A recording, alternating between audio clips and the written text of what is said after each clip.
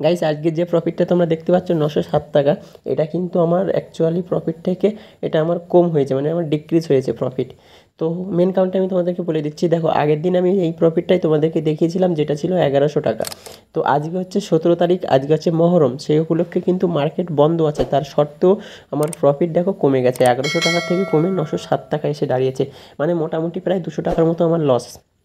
Market বন্ধ থাকার সত্ত্বেও কেন আমার 200 টাকা লস হলো আমি তোমাদেরকে বলছি।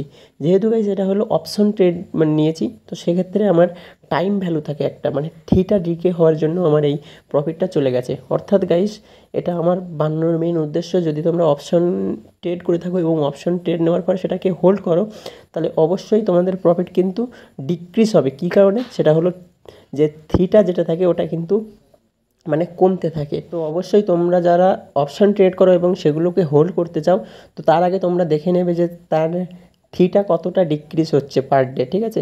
কারণ ওটা হচ্ছে যেহেতু টাইম ভ্যালু, টাইমের ভিত্তিতে ওটা থিটা ডিকে হয় এবং থিটা ডিকে হওয়ার জন্য তোমাদের প্রফিটটা কমে আসে। তো এটা অবশ্যই মাথায় রাখবে যে তোমরা যখন অপশন ট্রেড করবে সেটাকে হোল্ড করলে কিন্তু তোমাদের প্রফিট কিন্তু কমতে থাকে প্রতিদিন, থিটা ডিকের জন্য কিন্তু প্রফিট কমতে থাকে। এটা মাথায় রেখে তারপরে অপশনকে হোল্ড করবে। Thank you guys.